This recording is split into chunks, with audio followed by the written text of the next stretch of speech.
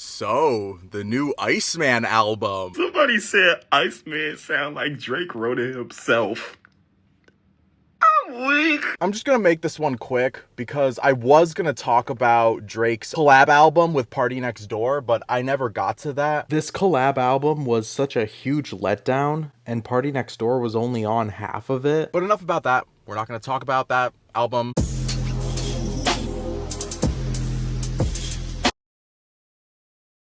So here's what went down. Drake dropped 3 separate albums in one night: Iceman, Habibti, and Maid of Honor. Now everybody's talking about the music, but I need you to hear the business. Each one of those projects has its own SoundScan code. Why does that matter? Because Drake was allegedly on the back end of a $400 million deal with Universal Music Group, and that deal required 3 more studio albums. He knocked out his entire contractual obligation in 24 hours. UMG woke up and their biggest artist was already gone. Now he's a free agent, and reportedly a private equity firm has already put a $2 billion offer on the table. If he takes it, he bypasses the label system entirely and becomes the wealthiest artist in the history of music. More than Jay-Z, more than Taylor Swift. That's not rap beef, that's a hostile takeover. The labels have been doing artists dirty for decades, and Drake just flipped the board on all of them. Before I dive into these 3 albums, I do not believe that Drake dropping a trilogy like this is a huge feat. Trilogies aren't exactly a new concept in Canadian R&B, so him dropping 3 albums to get out of his UMG record deal is really not huge news. It's like, yeah, if he wanted to get out of his deal, that was really the way to go. The one thing that kept me from loving this album was Drake going back to and referencing the beef that happened 2 years ago. There are some Kendrick fans who still won't stop talking about it, and there are also some Drake fans who won't stop talking about it, and there are some J. Cole fans who can only talk about the Fall Off album finally dropping. And no, I did not stay up till midnight to listen to. You guys are also probably wondering where I've been. I graduated, and surprisingly enough, the night before commencement was the night that I simply could not get any sleep. I listened to Iceman, Maid of Honor, and I actually didn't listen to Habibti until after graduation, and they were just okay. These albums were just okay. I don't think these albums are as bad as people are saying. You can never really take these albums serious when Drake himself doesn't take him serious. He's in candies! The candy man's home. Ow. Oh, wait, did I just get a cavity? Someone called a dentist, like, oh my goodness. No, a guy's a guy that does what a guy does. A guy's guy. Yeah, Guy Lafleur, Guy Fieri, no? Stop making sense to you, maybe I'm not even speaking English. I don't know, maybe I'm speaking Guyanese. You know, everything we used to live is made in Guy 1. You understand what I'm saying? The greatest problem that Iceman has is each of the tracks having this sense of beat whiplash. Beat whiplash is when a song's beat or instrumental switches, taking away from its identity. I like this. Don't change the beat, Drake. Don't do it. Drake, we go way back. I'm doing my big one. You doing a little one. I understand, Drake. I understand. I just immediately off on some fast. Don't stick around in the 6. Oh my gosh.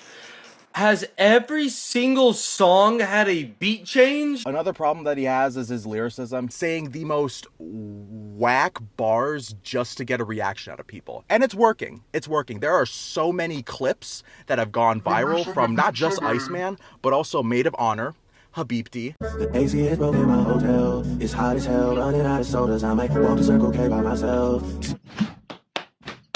Sometimes I only see myself in my therapist's glasses, but I'm not taking it serious because she's very attractive. I know it's a heavy. Sound like Drake wrote it himself.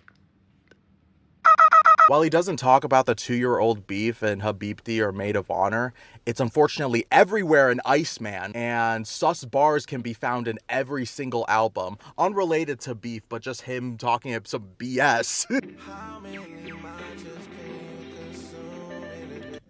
How many monsters can I consume in a day? Yo, yeah, I don't know. This album is fucking trash. This album is so trash! So he does go to therapy. I also think it was a smart move putting What Did I Miss as a single compared to all the other tracks on the album. I would like Burning Bridges as a single. That was actually a pretty good one. Burning Bridges and Shebang are actually tracks that will not be ruined for me. Those tracks are actually good. He's in candies! The candy man's home. Ow. Oh, wait, did I just get a cavity? Oh, there were some other tracks that just pissed me off. Deep in the game, they call me Drizzy Drake and I'm keeping the name.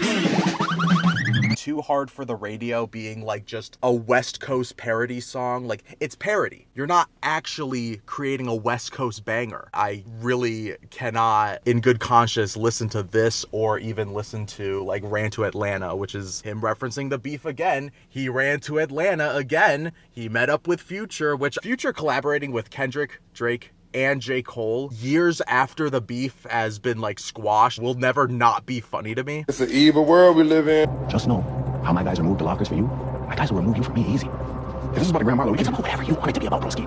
Trust me. You guys keep pushing into my routes, I'm gonna have to reroute that permanently. You understand me? I got guys who move, and I got guys who do the moving. And we don't like the way you guys are moving. We're with the movements. You understand what I'm saying? There's guys and lows in life, brother. Get with it. You trying to tell me the guy's not blue?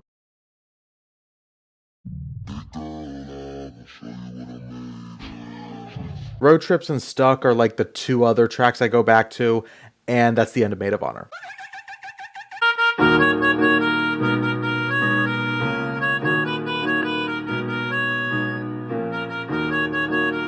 This sound that Habibti has to offer is something that I'd still kick back and listen to. Both production and writing this time around sound more similar to the dark R&B that got Drake out the door to begin with. A lot of these tracks sound like some Thank Me Later material, and also Trilogy era Weekend for some reason.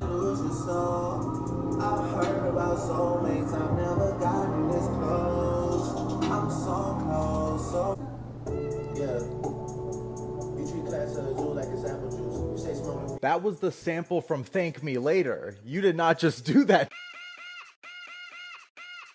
Despite having that sound that pulls from old Drake and old Weekend, I still think that some of these songs stand on their own, such as White Bone, Fort Worth, Prioritizing, High Fives, Slap the City. If I had a much larger audience, I would probably listen to this album on live stream here on the YouTube channel, but unfortunately, I'm stuck in the 798 subscriber curse.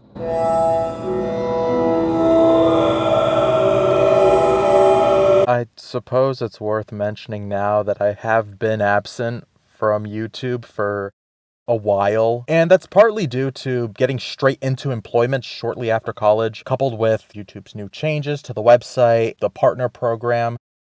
Are you serious right now, bro? I'd say you should check out Critical's videos on the subject as he explains it perfectly. Imagine you have a podcast with your friend and you two create 1 hour long episodes every week. You will need 8,000 episodes to even be considered for the partner program. Before it was only 4,000 hours, now it's 8,000 hours of content.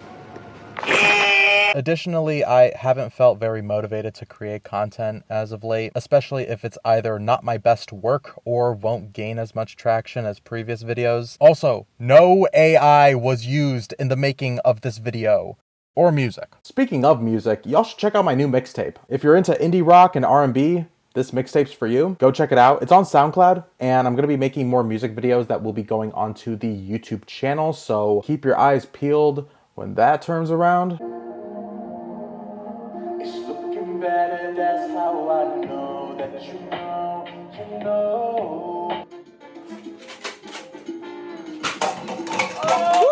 YouTube issued out an email to all creators stating, last year we updated how we count public views for shorts to align with industry standards and better capture how people watch on YouTube. Now we're aligning all other platforms on YouTube to this same methodology. This new, consistent standard will help reflect the scale of your exposure across all platforms on YouTube. Moving forward, a view will be counted when a video starts to play or replay across long form, shorts, and live streams. This sounds like a good idea on paper, considering that this was what YouTube used to be like, and if they're going back to what they used to be like, then that's probably a good sign. If you want to stay up to date on plans for this YouTube channel, definitely follow all of my other platforms as well. I might start streaming on Twitch.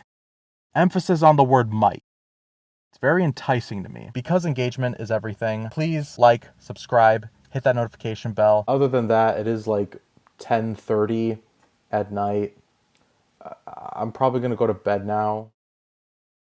He's in candies! The candy man's home. Ow. Oh, wait, did I just get a cavity? Someone called a dentist.